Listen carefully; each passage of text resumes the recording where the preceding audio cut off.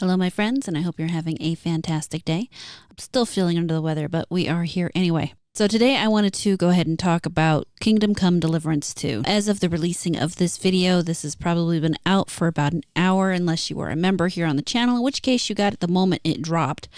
But I thought for those who might be interested in looking for the reviews, I'd just go ahead and maybe put them all together in one video, and then as time progresses and people play the game and we find out more about how people feel about it, we could come back and revisit if the scores match what people think, because let's face it, overall we all know that game journalists don't generally align well with what gamers believe, especially not in current day. However, that does not mean that that is always true. The saying is, a broken clock is right twice a day.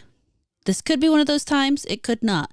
Kingdom Come Deliverance has seen quite a bit of controversy recently, mostly surrounding the apparently controversial choice to put in romance options for the main character. There are many people who feel that since the character was established as a straight Christian male in the first game, that any choices contrary to that allowed in the second game kind of erases all that. Personally, I don't understand that line of thought myself. I've always approached role-playing games slightly differently from that, but I'm not trying to say that people who feel that way are wrong, in case you're getting all uptight over there or something. It's the way you feel about it, and that's totally cool. But to top it off, the game director has been on Twitter poking at people, making comments he really probably shouldn't have if he wants to preserve the goodwill towards his game.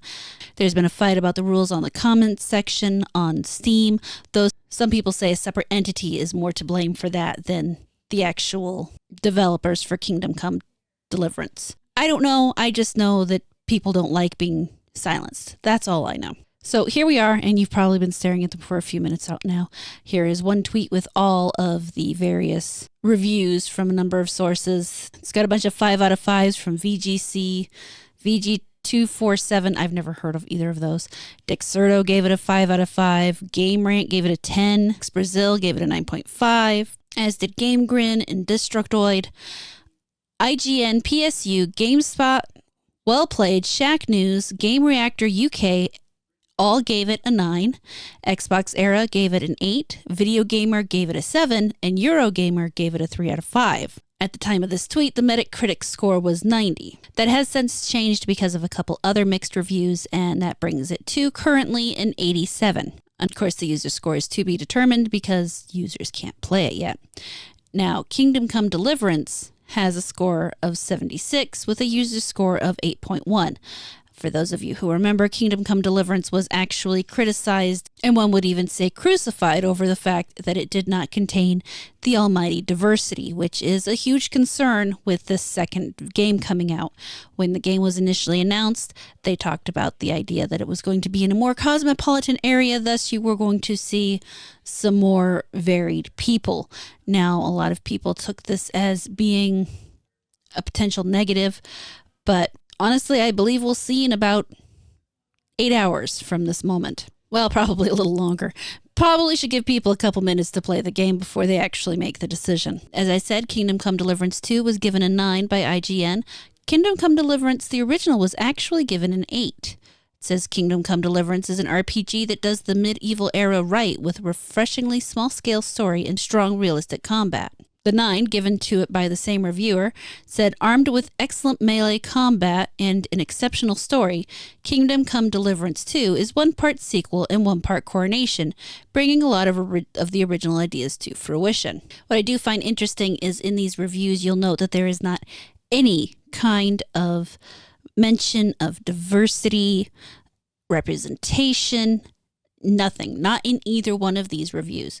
So I wonder how that will shake out when we finally get the players' opinion on this. Now, for the mixed reviews, there are currently only 3, and all 3 of them really just say that there really isn't anything new offered in this game, that it's just a continuation of the first game. It says it's haunted by the same demons as the original. Eurogamer says it's a hard and maddening slog at times, but one that still has its moments where it surprises and quietly delights. Like the original, this isn't an RPG designed to make you feel good. You continue to be little more than a passenger in this historic tapestry. Follow along behind the horse tales of Henry's betters and cleaning up the mess they leave behind. Some will revel in that work, but I, for one, won't be chomping at the bit for another sequel anytime soon. So, as far as the reviewers go at this moment, it sounds like they're having the same reaction to this one they had for the original. There is no attempt to step outside the line and praise it for representation. There's nothing that says specifically that they have any feelings regarding any of that. That doesn't keep people from being a little tightly wound regarding this game.